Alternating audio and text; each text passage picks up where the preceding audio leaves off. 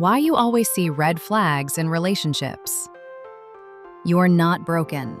You are not negative, and you are not too much. If you keep seeing red flags in relationships, it is not because love is impossible for you. It is because your heart has learned to pay attention. Often, this pattern begins long before the relationship itself. It starts with past experiences where trust was broken, effort was one-sided, or love came with pain. When your heart has been hurt before, it learns to scan for danger. Not to sabotage happiness, but to survive. So now you notice tone changes. You notice inconsistency.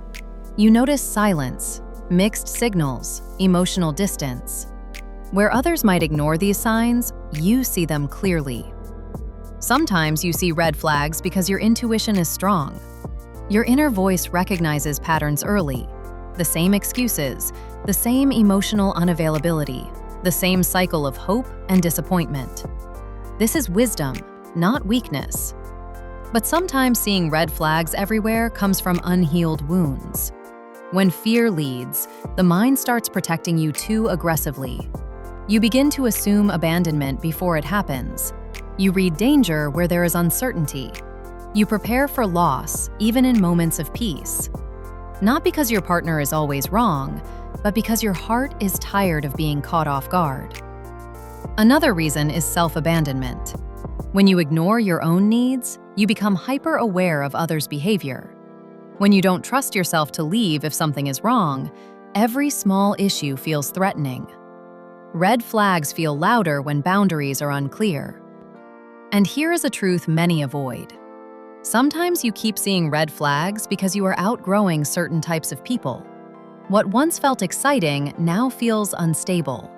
What once felt normal now feels draining. What you once tolerated now feels unacceptable. That is not fear, that is growth. So here is the motivation your heart needs today. Not every red flag is paranoia, but not every discomfort is danger. Your task is not to ignore signs, but to understand them.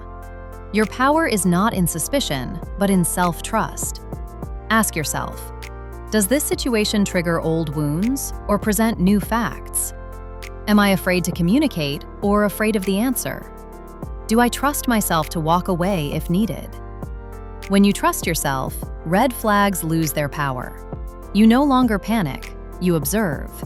You no longer overthink, you respond.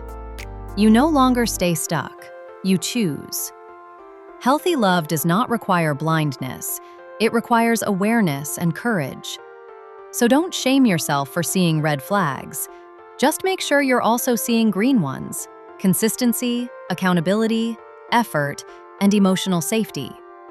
Love is not about finding someone perfect.